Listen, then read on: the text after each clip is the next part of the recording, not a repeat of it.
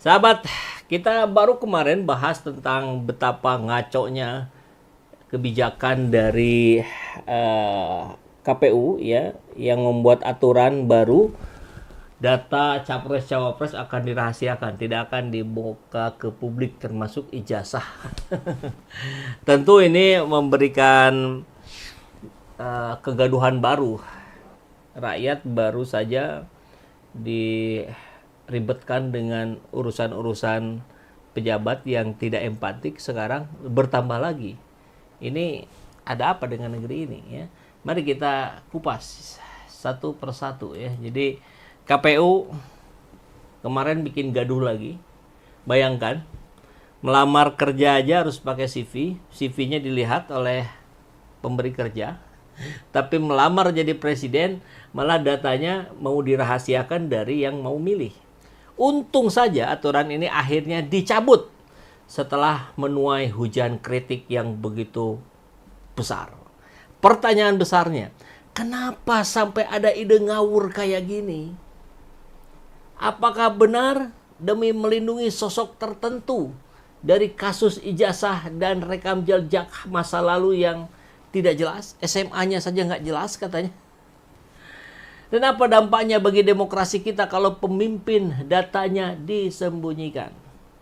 Maka sahabat Ermo, di video ini kita akan bongkar satirnya, kita bahas prediksinya, dan kita lihat apakah KPU masih layak dipercaya atau justru makin jadi bahan lelucon publik. Kecuali diganti orang-orangnya begini, dicek lagi nih kapasitas dan kapabilitasnya. Dan jangan lupa, kritik ini bukan sekedar marah-marah, tapi juga panggilan untuk menjaga kewarasan demokrasi kita. Kalau enggak, makin rusak negeri ini. Yang belum subscribe, silakan subscribe channel ini, karena di sini kita akan kawal isu publik dengan cara yang jernih, tajam, mungkin satir, tapi insya Allah tetap elegan. Kita mulai ya, kabar dari RMOL. Kita akan simak. Rakyat marah, KPU keder. Seluruh anggota KPU bodoh dan buta demokrasi. Keras sekali nih. Dari siapa kalimatnya? Yang pasti bukan dari saya. Nanti kita simak beritanya ya satu persatu. Kita lihat yang pertama dulu nih. Bagaimana kita coba analisa apa yang sedang menjadi diskusi publik hari ini ya. Kalau rakyat melamar kerja, tadi disampaikan, CV-nya harus lengkap ya, ditanya ini itu. Giliran rakyat mau rekrut presiden, KPU kemarin bilang sebelum dibatalkan, dokumen capres cawapres dirahasiakan.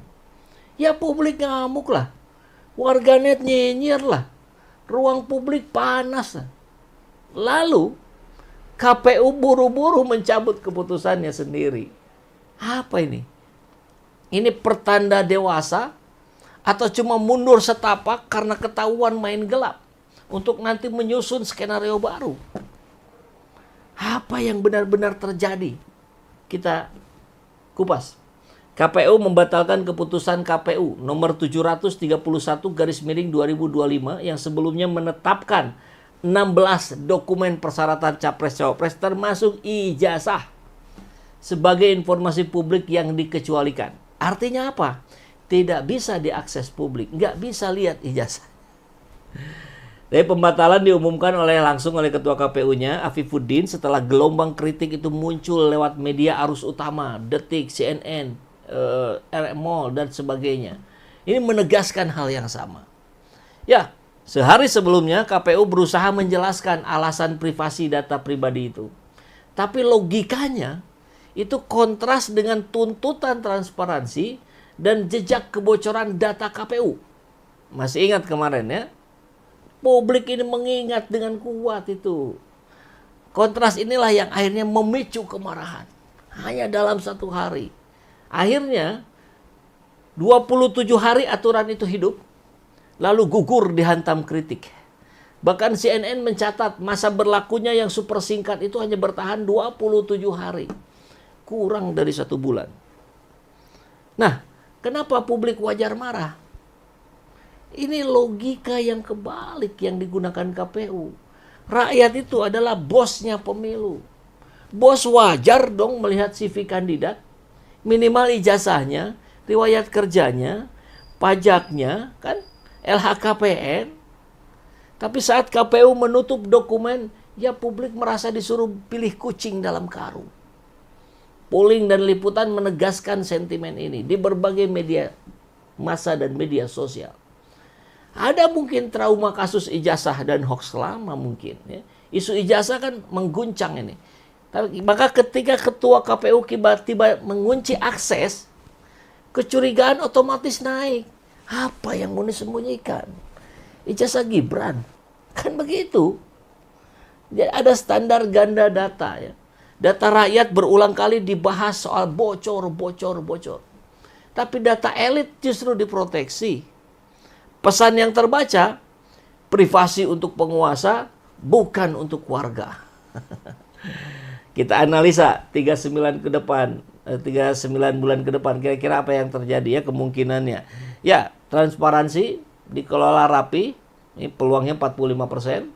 KPU akan menata mekanisme akses dari belajar dari hal ini. Data sensitif, NIK alamat difilter, tapi dokumen kualifikasi publik, ijazah, riwayat pekerjaan, pajak, LHKPN, bebas pidana dibuka lewat kanal resmi dengan verifikasi dan penjelasan. Media dilibatkan, hoax nanti akan bertebaran seperti biasa, tapi ada bantahan hoax yang dibuat dengan cepat dan satu suara. Dampaknya, kepercayaan publik naik pelan-pelan, tensi medsos menurun, legitimasi bertahap menguat kepada pemerintah. Kemungkinan B, tarik ulur dan birokrasi berbelit, peluangnya 35%. Aturannya memang dicabut, tapi praktek aksesnya dipersulit. Minta dulu surat ke sana sini, waktu tanggapannya lama, alasannya uji konsekuensi, diulang-ulang. Kayak birokrasi gitu, kalau bisa dipersulit kenapa harus dipermudah? Nah, dampaknya skeptisisme tetap tinggi, isu transparansi muncul lagi setiap fase pencalonan. Kemungkinan ketiga, ya drama baru dan legitimasi goyang. Ini peluangnya 20%. Kesalahan unggah atau bocor data atau pernyataan pejabat KPU yang kontradiktif memicu kemarahan jilid 2. Jejak kebocoran lama jadi bahan bakar. Dan dampaknya, kepercayaan publik anjlok, oposisi menunggangi isu seperti demo kemarin, dan stabilitas tahapan terancam. Ini tidak mau terjadi tentunya. Maka apa yang harus dilakukan oleh KPU ini secara praktis dan terukur nih? Buat dashboard kandidat. Ya. Rilis laman resmi berisi CV kandidat, ijazah, yang salinan legalisir ya, riwayat kerja, LHKPN, status pajak, surat bebas pidana. Nggak usah, NIK dan alamat nggak usah. Beri stempel sudah diverifikasi dan tanggalnya ada. Biar publik pegang datanya benar, bukan gibah yang viral. Kan begitu ya. Kemudian buatlah SOP, standar operasional prosedur tentang akses informasi dan kejelasannya. Tetapkan batas waktu respon, hari kerja. Kanal digitalnya ada, jelas, tunggal, bisa dilihat oleh siapapun. Dan alasan tertulis apa saja, rujukannya. Kenapa ini dibuka? Kan begitu. Bikin satu juru bicara, satu naskah. Hentikan maju mundur cantik seperti ini. Tidak cantik ya. Semua ketenangan publik lewat jubir tunggal. Kemudian ada proses tanya jawab selama tahapannya. Media TV sudah merekam kegagapan ketua KPU hari ini. Jangan terulang.